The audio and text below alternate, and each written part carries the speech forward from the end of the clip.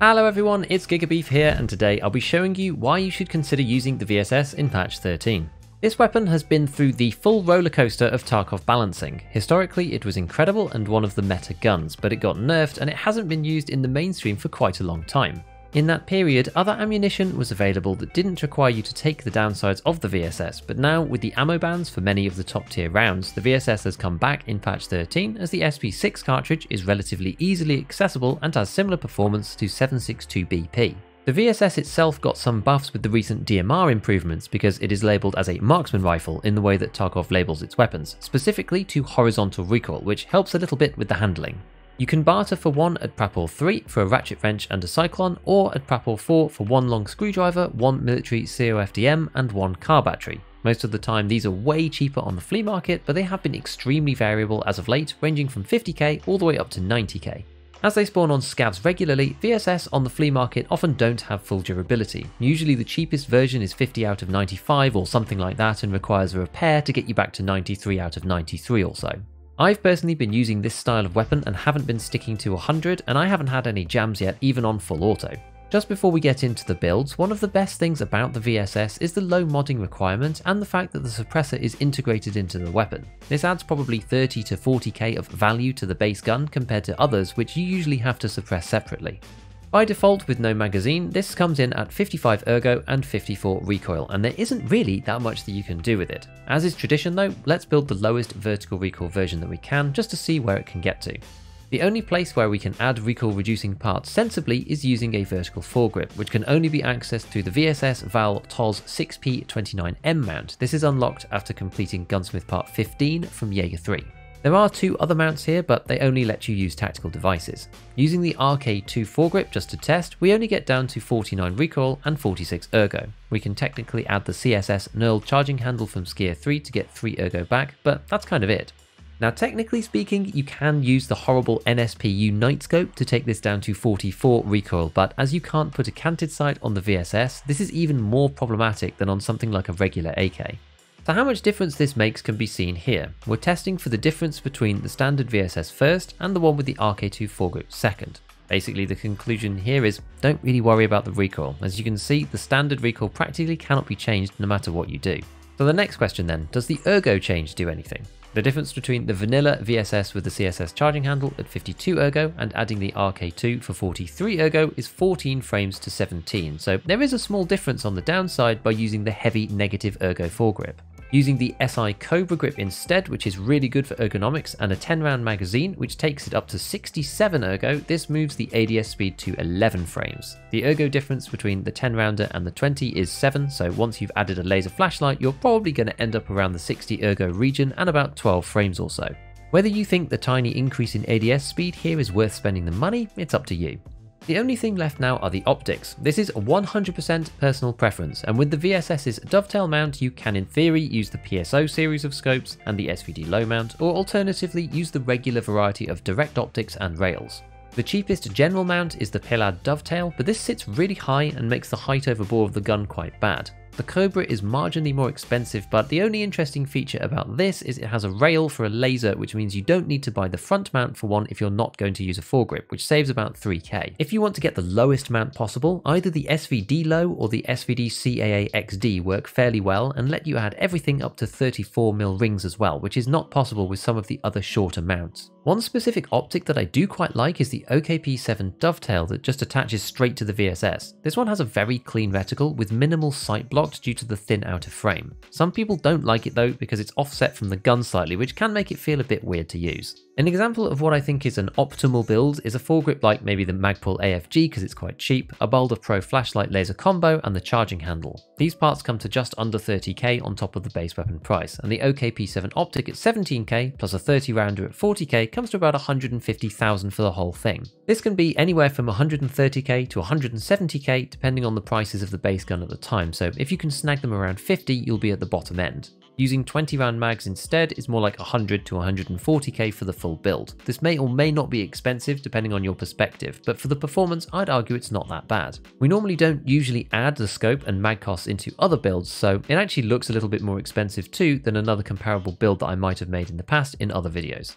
Speaking of magazines, these are one of the biggest pinch points for the VSS because the 30 rounders are so expensive, as we just saw. There is a barter at Prapor 3 that you can do for 4 yellow pliers, but these are often around 10k anyway because of the quick craft in the workbench that lets you turn them into red pliers in 15 minutes and sell them to therapists for about 18,000 each.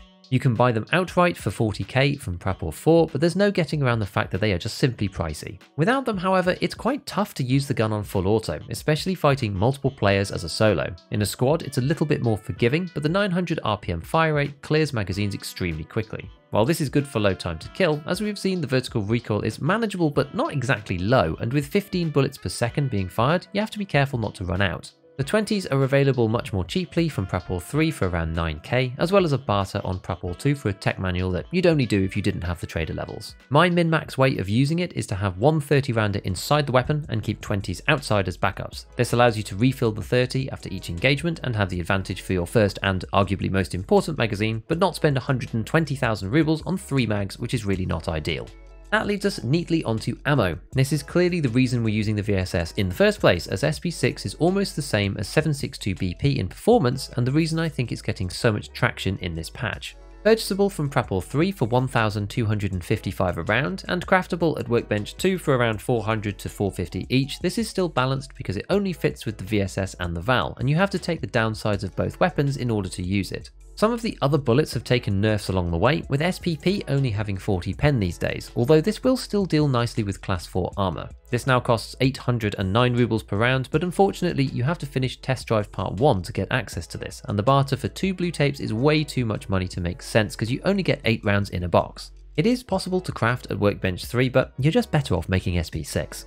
PAB9, whilst good, is find in raid only and has similar performance to SP6-2, which leaves SP5 at the bottom end and BP at the top. SP5 is very cheap at 236 rubles, but with only 28 pen, it typically takes 4 to 5 shots to get through a class 4 armor. However, it can be used as a round to stack underneath SP6 to conserve ammo because the damage on it is still pretty good. BP is one of the many Workbench 3 crafts, but it can also be bartered after finishing Grenadier. I consider this an endgame round because it can deal with class 6 even with its 55 penetration. Probably a bit overkill still, but if you do complete Grenadier early, these are often even cheaper than SP6 from Prapor directly. One thing to bear in mind with the VSS overall is that the durability burn is extremely high and you need to repair it after most raids, I would say, especially if you've been using full auto. The ones I've been using recently are all in the late 80s to early 90s on durability now, and as I said, I'm yet to get a jam, so the chance doesn't really seem that high anecdotally. Although the weapon does have a full auto mode, playstyle wise the semi-auto VSS is a viable strategy due to the performance of the SP6 bullet. If you go into a raid with the mentality of using it like a short range DMR, then you can probably get away with the 20 rounders only, with full auto as a panic mode. It's also possible to fight at range with the VSS, but you do have to keep in mind that the bullets are extremely slow. The weapon is zeroed by default for SP5 at 290 meters per second, and the 2 decent rounds SP6 and BP are 305 and 295 meters per second, so each pretty close to this value. This means that the zeroing system will work well enough until you start trying to shoot over quite long ranges. One of the big benefits about having a really slow bullet is the way that the damage and pen drop-off calculations work in Tarkov specifically. You hardly lose any energy over distance. Using the Tarkov Ballistics website calculator, we can check out 7.62 BP versus SP6. After 200 meters, BP has gone from 58 damage to 49.6 and 47 pen to 40.2. This is a 14% drop on each, whereas SP6 goes from 58 damage to 55.5 and 46 pen to 44, which is only a 4% reduction.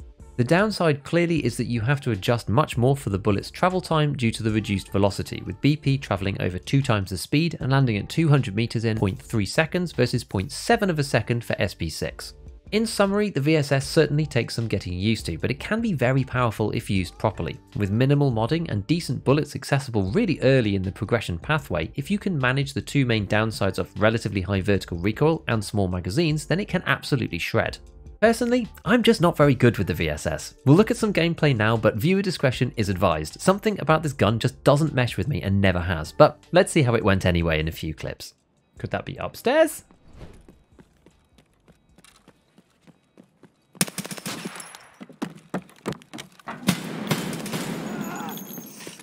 Oh, we got him.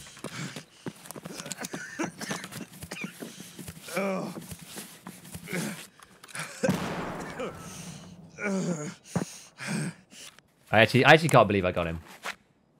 I was really surprised. I have no armor. Where's my extract? Railway. Oh, so God damn it.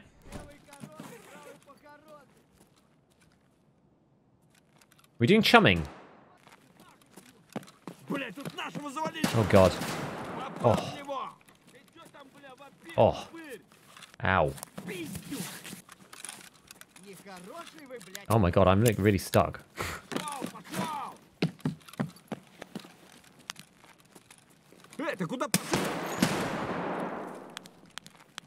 How's it going with the VSS? It's painful.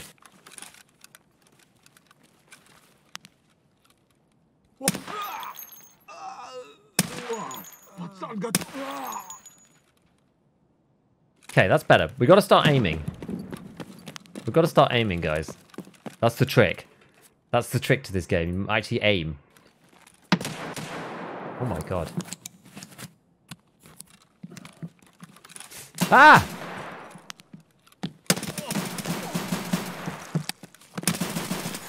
Okay, well he had a pistol, so it didn't really count, did it? So we'll go to the cat room. Actually, we could go down into this bit. Is there anything in this bit?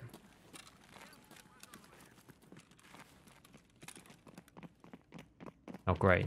I see you, man. Is this how you were trained to fight? You're pathetic!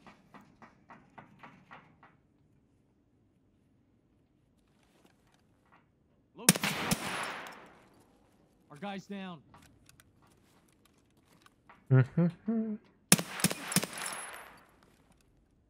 Okay. So I don't actually have weapons testing. Or you lack. There we go. That's better. Let's do that. Okay. But oh well.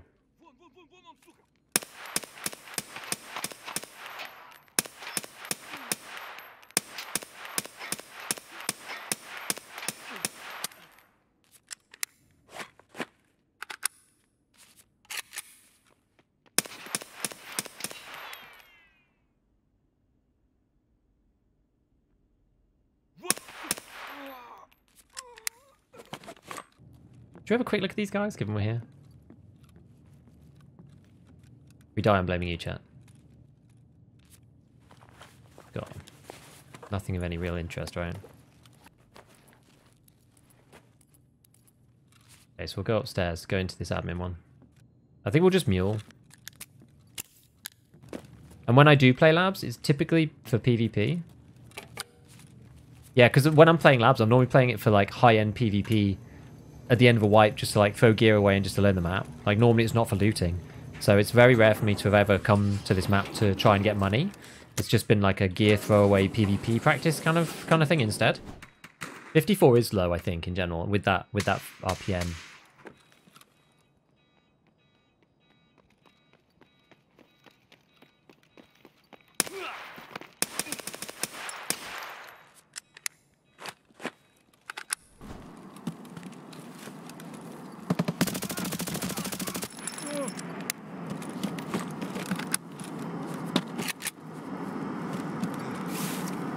Man's too busy looking at the airdrop.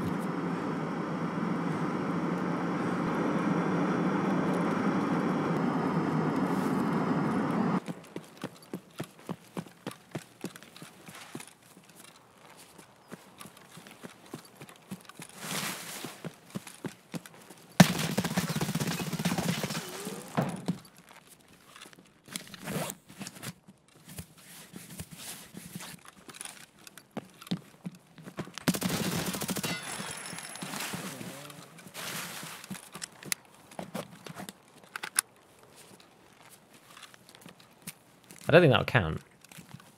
Yeah, I think I got hit twice, maybe. My rig is actually super busted. Pretty sure it was UMP. I thought it was an MP7.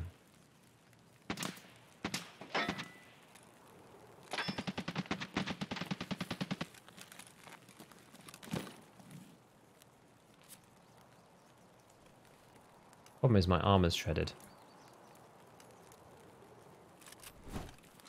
Where are you people?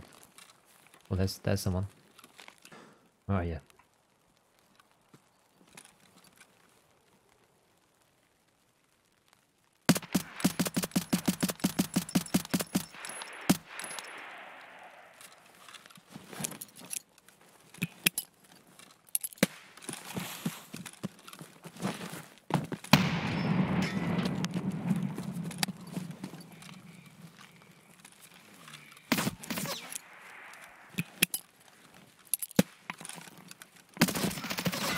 No!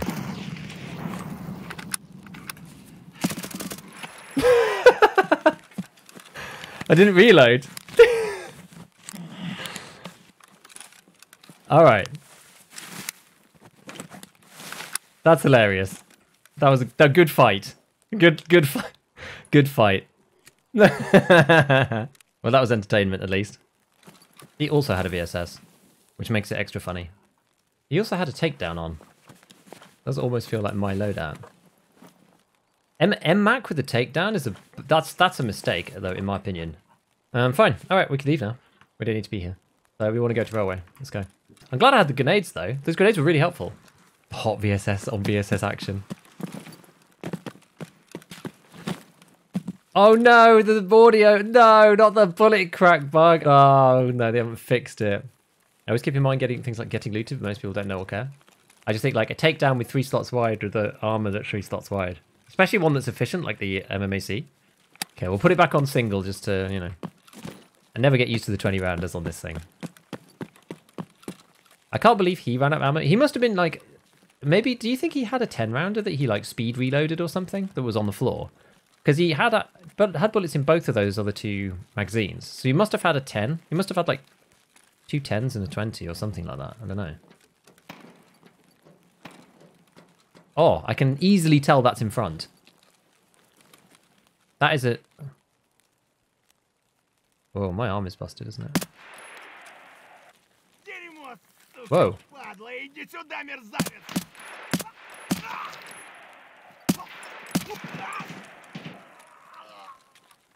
We should actually probably heal ourselves.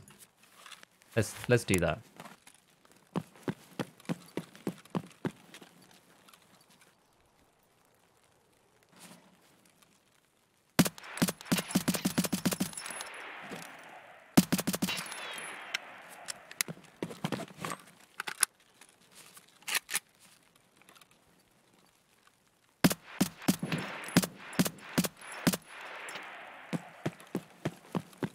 I'm gonna reload again, just because I keep running out of bullets.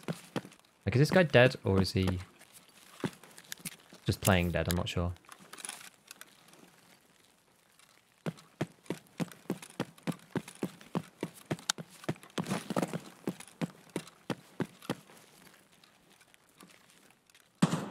Oh.